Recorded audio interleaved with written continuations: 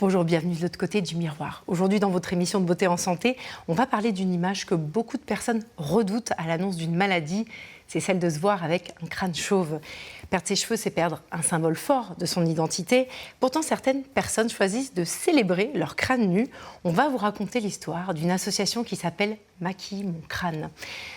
Caroline Grimaud-Pécher est avec nous. Bonjour. Bonjour Alice. Merci beaucoup. Vous êtes l'une des fondatrices de l'association et vous êtes venue accompagnée de Grace. Bonjour Alice. Bonjour Grace Pierre. Merci de nous faire l'honneur d'être là. Vous avez vécu l'expérience que propose Maquille mon crâne. Alors on va tout vous expliquer, restez avec nous.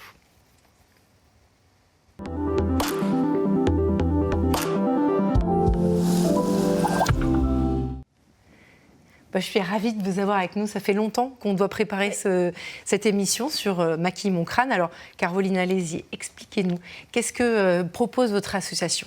Alors, l'association, elle propose des expériences. On a pour vocation de sensibiliser à l'alopécie, que ce soit une alopécie définitive ou temporaire qui est liée à des traitements.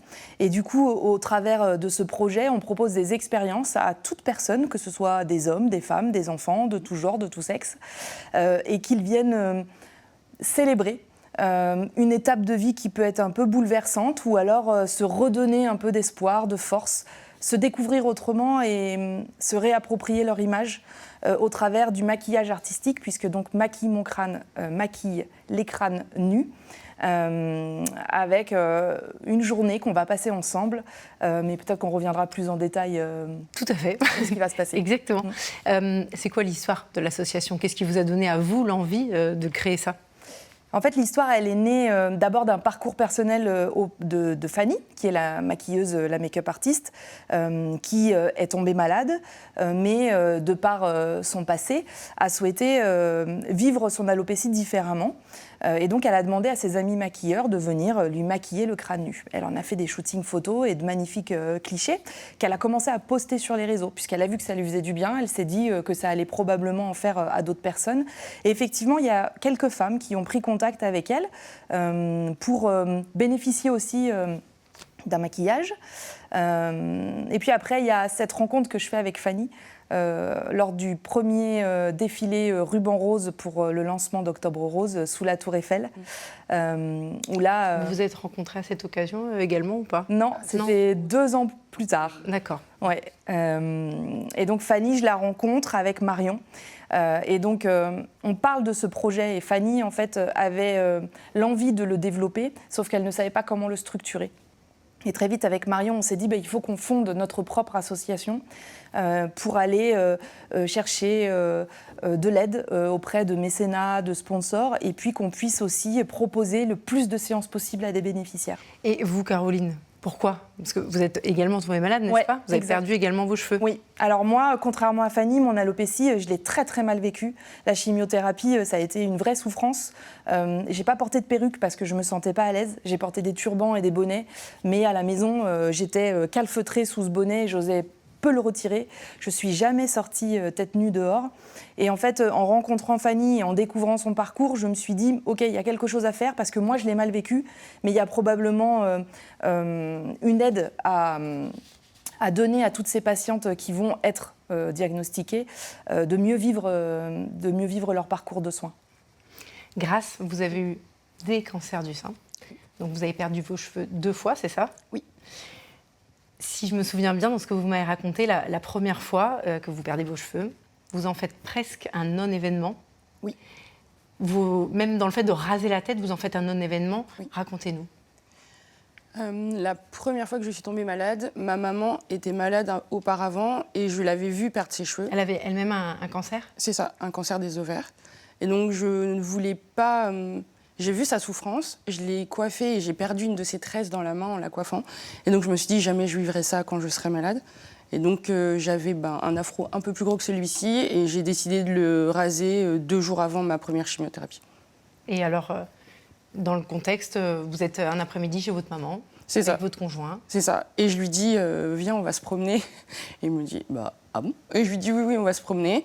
Et on n'a rien dit à personne. On a trouvé un coiffeur qu'on ne connaissait pas et qu'on n'irait plus jamais revoir. Et on lui a demandé. Parce que c'était important de prendre quelqu'un d'extérieur.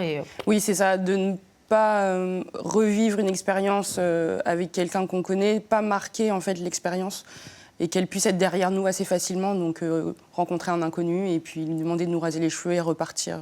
Et il a accepté facilement le coiffeur ? Pas facilement parce qu'il a vu mon afro et il m'a demandé vous êtes vraiment sûr de vouloir le raser et je lui ai dit Vous oui. lui avez expliqué que c'est parce que vous étiez malade ? C'est ça, je lui ai dit je suis malade donc il faut le raser. Il m'a dit ok, donc on l'a fait. C'est très courageux en tout cas. C'est également pour un peu protéger votre maman, c'est ça, si j'ai bien compris Oui, protéger ma maman et même moi, me protéger parce que je savais que ça allait être une étape compliquée.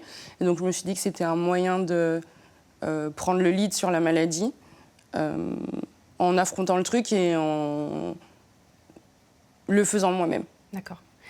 Et au travail, comment ça s'est passé ? Vous commenciez de travailler à ce moment-là ? Oui. Vous étiez jeune, vous aviez 24 ans ? Oui. C'est ça ? Au travail, quelques jours avant, on parlait de se couper les cheveux et j'avais dit que je ne les couperais jamais. Et donc 3 jours après, j'arrive avec le crâne rasé. Et donc mes collègues m'ont dit il y a quelque chose qui ne va pas et je leur ai menti sur le coup. Et je leur ai dit non, c'est que j'ai fait un pari avec mon père et un pari très bête que j'ai perdu. Et j'avais parié mes cheveux. Et mon père, quand je lui avais dit que j'allais raconter cette histoire, il m'a dit que c'était un peu gros. Et je lui ai dit on verra, ça passera sûrement. Et c'est passé. Au début, tout le monde a vraiment cru que j'avais mis en prix mes cheveux. Voilà. Et à 24 ans, développer un cancer du sein. Oui. C'est quand même encore rare, même si ça arrive, et il faut continuer de le dire, parce que le dépistage chez les jeunes femmes, il est encore compliqué, le fait justement qu'on pense que ça arrive plus tard.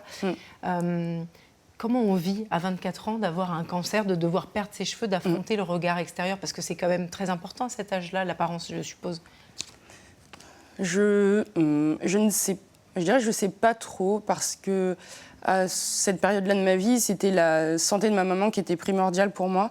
Et c'est vrai que le cancer, je l'ai un peu traversé comme un peu comme un marathon, mais je pense que le fait que je sois jeune et que je sois plus focus sur ma maman, ça m'a permis de passer les choses assez simplement, je dirais. J'ai eu de la chance, j'ai pas eu énormément d'effets secondaires. Et puis, les personnes autour de moi sont restées les mêmes, donc ça n'a pas été un événement particulier. J'ai perdu mes cheveux, ok, mais voilà, ça ne se voyait pas. Je portais des foulards parce que je ne voulais pas porter de perruque, parce que j'avais peur de ressembler à un Playmobil. Voilà, donc ça a été. J'ai réussi à passer le truc. Je n'ai pas perdu complètement mes sourcils, donc c'était moins choquant, je pense. Une femme noire avec un foulard, c'est assez classique, je dirais. Je pouvais me fondre dans la foule et j'avais pas le mot cancer qui était affiché sur mon front, alors que si j'avais perdu mes sourcils complètement, peut-être que ça aurait été plus marqué. Caroline, dans plusieurs études, en fait, vous l'avez vous-même dit tout à l'heure, la perte des cheveux, elle est décrite comme l'un des effets secondaires les plus terribles, les plus traumatisants de la chimiothérapie. Et il y a même certaines patientes qui expliquent que perdre leurs cheveux, ça a été plus difficile psychologiquement que les traitements eux-mêmes. Bon, la source, elle vient du National Library of Medicine en 2017, parce que c'est important de le nommer. Est-ce que c'est quelque chose que vous constatez chez beaucoup de femmes que vous accompagnez ? Oui, donc j'accompagne des patientes puisque je suis patiente partenaire aujourd'hui et que donc... C'est quoi patiente partenaire ? Alors patiente partenaire, c'est un patient qui met à profit son expérience de la maladie pour accompagner d'autres patients d'une même pathologie ou pas, puisque finalement, qu'on ait les mêmes traitements ou pas, on traverse les mêmes émotions. Et moi, je le fais dans des associations de soins de support et dans des centres de soins. Et donc, effectivement, à l'hôpital, quand je suis dans des réunions tripartites avec oncologues, patients et moi, on voit tout de suite, et c'est ce que j'ai aussi vécu, donc c'est pour ça que je peux l'expliquer a posteriori aux médecins avec qui je suis. Quand on prononce le mot chimiothérapie, le chute de cheveux arrive tout de suite, et là on se retrouve dans un état de sidération et de blackout total, parce qu'on ne pense qu'à ça, et on est incapable d'assimiler finalement tout ce qui va arriver derrière. Surtout qu'aujourd'hui, dans notre société, le cheveu, c'est le symbole aussi de la féminité, comme la poitrine, et donc le cancer du sein, tous les cancers, vont amener des bouleversements au niveau de la réappropriation de son image a posteriori de ses traitements et de tout ce qui va avec les cicatrices à gérer, etc., qui sont très compliquées. C'est intéressant aussi de se poser la question pourquoi certaines femmes rejettent la perruque ou non. Est-ce qu'il y a une espèce de construction sociale derrière ça, comme par exemple le fait d'afficher le crâne nu? Ouais. Il y a plusieurs réalités, je pense. Il y a la réalité économique, parce que même s'il y a beaucoup de perruques qui sont remboursées à 100% par la sécurité sociale, si on en veut une avec un beau tissage, avec des cheveux naturels, etc., il y a un reste à charge pour la patiente qui peut être conséquent. Il y a le confort. Aujourd'hui, on a beau dire, mais ça peut, quand il y a des fortes chaleurs, un peu comme aujourd'hui, ça peut être pas confortable pour la patiente. Il y a le fait et c'est ce que j'ai vécu moi, même si j'avais pris une coupe de cheveux qui ressemblait exactement à ce que j'avais avant, j'avais l'impression d'être déguisée. Donc je ne l'ai pas supporté à cause de ça aussi. Je comprends. Alors comment se déroule une séance avec Maquille mon crâne? Par quoi vous commencez? Alors déjà, c'est le bénéficiaire, le ou la bénéficiaire qui prend contact avec nous, sur le formulaire de contact du site internet, très classiquement. Et puis ensuite, on le recontacte et on a un entretien d'1 heure à peu près avec lui, il ou elle, au téléphone, pour qu'il livre son histoire. C'est important parce que Fanny, notre make-up artiste, c'est grâce à ça qu'elle va s'imprégner aussi et être inspirée pour le futur maquillage. Le ou la bénéficiaire, en fait, après, soit il laisse carte blanche, soit il donne des indications en disant voilà, moi j'adore les confettis, j'adore les paillettes, je veux des feux d'artifice. Donc ça donne aussi quelques indications pour le reste. Et puis derrière, il y a le jour J, la séance. Donc on accueille la personne. C'est toujours dès l'accueil des moments d'émotion, parce que bien souvent, ce sont des personnes qui vont se mettre crâne nu pour la première fois devant quelqu'un, qui vont laisser toucher leur crâne par quelqu'un. Donc c'est déjà aussi un cadeau qu'ils nous font. Et puis la séance peut commencer. On a 4 à 5 heures de réalisation de maquillage. Ce sont des maquillages éphémères, évidemment. Et puis, on pose la question en début de séance si la personne veut se voir au fur et à mesure. Dans 99% des cas, ils nous disent non. Donc, on cache tous les miroirs. Et quand le maquillage est terminé, il y a le moment de ce qu'on appelle la révélation. Et là, c'est un feu d'artifice, je vais reprendre le terme, d'émotion pour tout le monde. Aussi bien pour les artistes qui nous accompagnent, je pense à la maquilleuse, je pense au photographe, des fois le vidéaste, que le ou la patiente, parce qu'il se passe quelque chose.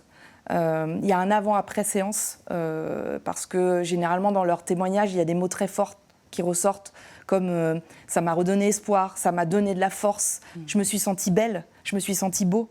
Et c'est des choses qu'ils n'avaient plus l'habitude d'avoir pendant leur parcours de soins. Et puis après, il y a le shooting photo pour immortaliser tout ça, puisqu'ils repartent avec des photos professionnelles. Et à la fin, au moment de se dire au revoir, il y a aussi un moment qui peut être très sympa, c'est que de plus en plus, ils repartent avec le maquillage, ils ne se font pas démaquiller. Et donc, soit ils organisent une fête et ils rejoignent leurs proches et leurs amis pour se montrer tels qu'ils ont l'impression d'être. Soit ils vont se balader dans la rue, et donc on a des clichés un peu sympas au pied de la Tour Eiffel ou dans le métro par des gens qui ont été captés. Ça me fait penser vraiment à un espèce de rite de passage. Tout à fait. Et en fait, je pense que ce qui est important que les gens comprennent, c'est que, et on va raconter votre expérience, Grâce, je garde le meilleur pour la fin, parce que c'est vrai que c'est assez bouleversant. En fait, les personnes qui viennent, c'est pas toutes les personnes, en fait, c'est des personnes qui viennent déposer un bagage émotionnel immense. Tout à fait. Qui ont en fait, et tout ça, c'est un processus. Il y a l'avant, la prise de contact, la communication, il y a le pendant, de maquillage. Vous m'avez dit aussi le fait de confier son corps à d'autres personnes, qu'à des médecins aussi. Tout à fait. Laisser le crâne être touché. Donc c'est tout un processus, et en fait, j'imagine que la suite, elle est ça devait être très, très émouvant. Ouais. Je ne trouve même pas mes mots. Grâce, dans quel état d'esprit je voudrais qu'on revienne un tout petit peu en arrière, parce qu'il faut quand même le dire. La deuxième fois, vous perdez vos cheveux. Oui. La deuxième fois où vous tombez malade, votre maman, elle n'est plus avec vous. Oui. Vous l'avez perdue. Entre-temps, oui. Voilà. Et donc, vous vous êtes juré à ce moment-là de ne pas reprendre de traitement. Oui. Parce que vous voulez pas... Avant de tomber malade, oui, j'avais dit que si un jour je retombais malade, je ne me soignerais pas. Ouais. Je l'avais annoncé à mon père et à mon fiancé. Et c'est vrai que quand on a su que j'étais malade une deuxième fois, ils étaient un peu inquiets tous les deux parce qu'ils connaissaient ma position. Et mon fiancé, il a été très malin, il a été assez fin. Qu'a-t-il fait Il a été assez fin, il m'a dit « Ok, je connais ta décision. Juste, on va faire les rendez-vous, on va faire le premier rendez-vous avec l'oncologue et on lui pose toutes les questions qu'on a et on avance au fur et à mesure et on verra bien. Et je lui dis ok. Et en fait, il a réussi à me faire tous les rendez-vous. Étape par étape. Voilà, c'est ça. Étape par étape et je me suis fait soigner. C'était moins difficile de faire des petites étapes que de gravir la grande montagne. Exactement, Ouais. parce que j'ai eu l'après-coup qui a été difficile, la perte de ma mère qui a été difficile et donc quand je me suis dit que si je retombais malade, je ne serais pas capable en fait de retraverser tout ça en termes émotionnels, dans mon corps, mon image, tout ça. Je le savais. Je me suis dit non, c'est une épreuve tellement énorme. Et je me dis non, je la revivrai pas. Enfin, je ne serais pas capable de la retraverser. Et finalement, ça a été avec de l'aide, bien. Ça a été. Bien sûr, tout seul c'est difficile. Ouais. Et heureusement, d'ailleurs, on salue votre chéri, votre époux. Je ne sais pas, vous êtes mariés? Pas encore. Pas encore. Alors, bon, peut-être. Pas encore. Et c'est lui qui a rasé votre tête la deuxième fois, c'est ça? Oui, la deuxième fois, on était un peu plus âgés et puis on avait déjà traversé pas mal d'épreuves et on s'est dit, allez, ce truc-là, on le vit tous les deux, on fait un truc rigolo. Donc on a pris des photos, des vidéos. Il a essayé de me créer une crête et non, elle n'est pas centrée, donc on va arrêter. Et oui, on a vraiment rigolé et c'est un bon moment, c'est un bon souvenir. On a encore la vidéo et c'est vraiment un bon souvenir. C'était une épreuve à passer, mais on l'a fait tous les deux.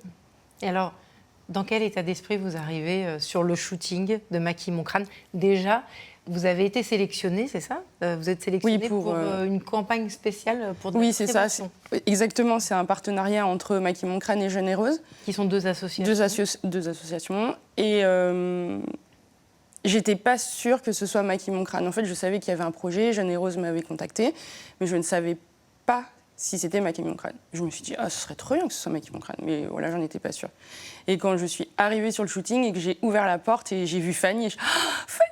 Et j'étais tellement heureuse. Et oui, c'était vraiment une bulle de bonheur. Enfin, j'étais vraiment heureuse, pleinement heureuse, enfin, vraiment comme un petit enfant qui ouvre son cadeau tant attendu à Noël parce que je m'étais éloignée des miroirs depuis le début de la chimiothérapie. À partir du moment où j'ai perdu mes sourcils, c'était très dur pour moi. Mes cheveux, je les avais rasés et je les avais perdus. Ça a été dur, mais perdre mes sourcils, je me suis dit, ouais, la maladie, c'est vraiment une gomme. Elle gomme notre personne et c'était très dur. Et je suis arrivée avec un gros hoodie noir, avec une capuche. J'étais pas bien dans mon corps, pas bien dans ma peau. Et depuis, c'est vraiment il y a vraiment un gros avant-après cette rencontre. Le maquillage, Fanny, c'est voilà, l'association. La séance, elle a été très longue parce qu'il me semble que c'est pas que le crâne, c'est aussi le buste. Oui. Vous avez fait un body painting. Exactement. Parce que justement, c'était destiné à faire une campagne de sensibilisation. Sensibilisation, voilà, exactement, à la prévention au cancer du sein. Exact. Ça doit être un peu particulier de confier son corps et puis sa poitrine à des femmes. Vous étiez en pleine confiance, du coup. Oui, alors en fait, à ce moment-là, j'étais un peu en entre-deux. En plein traitement et mon corps, face aux médecins, on perd un peu sa capacité à se cacher. De pudeur, en fait. C'est ça. Oui. Donc, oui, c'est pas très grave. C'est pour de la sensibilisation, donc c'est OK. Et puis, je connaissais Maquille Mon Crâne. En fait, j'avais vu Fanny j'avais vu son compte et je lui ai dit, je te fais pleinement confiance. J'ai vu ce que tu as fait, je connais. Oui, j'ai vu tes photos et ouais, je te fais confiance. Et, voilà. Et donc la séance, parce que donc de maquillage, ça se déroule comment? Il y a combien de maquilleuses? Là, c'était une grosse équipe technique parce qu'il y avait donc une make-up artiste, 2 assistantes, un photographe, un ingénieur lumière. Oula. Donc plus une ou deux représentantes de Jeune et Rose. Et il y avait une vidéaste. Et une vidéaste spécialement pour l'occasion. Donc là, D'accord. c'était une grosse équipe. Sur les séances plus classiques Maquille Mon Crâne, on essaye d'être réduit pour pour offrir cette bulle de douceur et que tout se passe pour le mieux. D'accord. Et donc, combien de temps elle dure la préparation ? Pareil, 4 à 5 heures, voire 6 sur du body painting. Mais bon, avec A3, ça va aussi. Bien sûr, oui, bien sûr. Alors, le moment de la découverte ? Incroyable. Oui. Parce que ça faisait plusieurs mois que je ne portais plus du tout de couleur, que ce soit des vêtements ou même du maquillage, je ne supportais plus. Et là, vraiment, c'était incroyable. C'est vraiment... je me suis redécouverte, je me suis de nouveau appréciée. Et le maquillage a pris l'ascendant sur le fait que je sois chauve. Donc, voilà. D'accord. Parce que... il me semble que, donc, comme le disait Caroline, vous êtes repartie avec votre maquillage, c'est ça ? Oui. Ça devait être impressionnant quand même de sortir dans la rue et de s'exposer au regard des gens comme ça. Oui, mais j'avais la force du maquillage. Oui, ça m'a vraiment rendue plus forte. Ça m'a permis de traverser tout le reste des traitements et tout. En fait, c'était vraiment une armure. C'était une nouvelle armure. Et dans le taxi, le chauffeur, il s'est pas rendu compte que j'étais chauve. Il s'est rendu compte que j'étais maquillée, mais pas que j'étais chauve. Donc, on avait gagné. Qu'est-ce qu'il vous a dit ? Il m'a dit « Oh, mais vous êtes incroyable. Vous allez à une soirée, madame ?» Non, je rentre chez moi. Mais voilà, ça a vraiment déplacé le sujet et j'étais plus malade. En tout cas, de l'extérieur, on me caractérisait pas comme une malade et c'était vraiment super. Je me suis retrouvée moi, pas juste la malade. Donc c'était génial. Après ça, vous avez continué de mettre du maquillage ou Oui, à partir de là, jusque-là, le maquillage, pour moi, c'était assez superficiel. Je voyais ça plus comme se cacher et j'avais pas l'habitude de me cacher. Je m'assumais ou je m'assume assez facilement. Et là, ça m'a vraiment permis de me redécouvrir et de me dessiner des sourcils, par exemple. Voilà. Et donc, je me dessinais des sourcils, je sortais le crâne chauve, mais avec mes sourcils, donc on ne pouvait plus dire que j'avais un cancer. Et voilà, et j'ai traversé des trucs un peu fous. J'ai refait une séance avec Maquille mon crâne et ouais, ça rend vraiment plus forte. Et quand vous avez découvert les photos, parce qu'il me semble que vous avez été placardée sur des formats abribus oui, à Bordeaux, en quai de Seine. C'est ça. Ça doit être très impressionnant de savoir comme ça. Oui, on a découvert les photos sur une visio, déjà. Et c'était déjà incroyable parce qu'il y avait les lumières qui correspondaient un peu à mon maquillage rose et vert. Et déjà, c'était incroyable. Ouais, c'était fou. Le rendu artistique est vraiment incroyable. Et oui, l'exposition, la première année, a été exposée sur les quais à Bordeaux. Et j'étais avec une autre amie qui avait posé également. Et quand on a vu les abribus au loin, on a fait « Oh, waouh ! Ok, on est à Bordeaux, ok !» C'était incroyable. C'était vraiment incroyable. Et je me dis que si mon image permet à d'autres personnes d'aller faire sa mammographie, de s'inquiéter de soi et d'avoir de la force, j'ai gagné. J'ai tout gagné. On a tout gagné. Ouais. Caroline, vous parlez de l'avant et après Maquille mon crâne. C'est vraiment quelque chose que vous mesurez chez les femmes qui passent chez vous ? Oui, un peu comme le témoignage de Grace. C'est vrai qu'on a beaucoup de mots comme ça, assez forts, qui ressortent. On a des femmes qui se sont adressées à nous, qui voulaient abandonner les traitements, et puis qui repartent avec de l'énergie et qui se disent « Ok, il y avait l'avant, je peux me regarder différemment, les autres peuvent me regarder différemment, je peux m'affranchir du regard des gens qui sont autour de moi et donc je vais retourner faire mes traitements parce que la vie vaut la peine d'être vécue. » On a aussi on a fait un projet en Martinique où là-bas la culture du cheveu est aussi un peu j'allais dire spéciale, mais je ne trouve pas le terme exact. C'est un peu tabou. La maladie aussi est assez tabou. Et donc, les patientes qui ont pu bénéficier de nos séances arrivaient pour la plupart cachées, les épaules baissées, très renfermées sur elles-mêmes, très tendues un peu, même si elles étaient contentes de savoir ce qu'elles allaient vivre. Et puis, quand la séance est terminée, que la séance photo est faite, etc., quand elles repartent, elles sont fières. Elles se redressent. Et le lendemain, par exemple, on a une des bénéficiaires qui nous a envoyé un petit selfie de sa voiture en mode « Hey, c'est la première fois que je sors crâne nu et je vais chercher ma fille à l'école. » Comme ça, et sans vous, j'y serais pas arrivée. C'est galvanisant pour vous. Ouais. Voilà. Ça vous donne encore peut-être... C'est ça qui est la raison d'être de Maquille mon crâne, c'est tous ces retours et de savoir que, comme l'a si justement dit Grace, qu'on peut donner de la force, qu'on peut en plus aussi, même si on s'adresse sur toute l'alopécie, que ce soit une maladie par exemple dermato ou un cancer, si on peut redonner de la force à tous ces gens, pour nous c'est gagné. Oui. Puis vous adressez aux hommes et aux femmes, vous l'avez dit au début. Donc c'est... Ouais, et même des enfants, donc on a vécu des belles séances avec des enfants. Bon, merci beaucoup. Merci beaucoup, Grace, d'être venue nous donner ce précieux témoignage. Et puis, Caroline, je vous souhaite de continuer à faire de la magie avec votre association, parce qu'il n'y a pas d'autre mot. C'est la fin de cette émission. Merci beaucoup d'avoir été avec nous. Je vous dis à la semaine prochaine de l'autre côté du miroir. Et d'ici là, n'oubliez pas, vous êtes tout à fait sexy.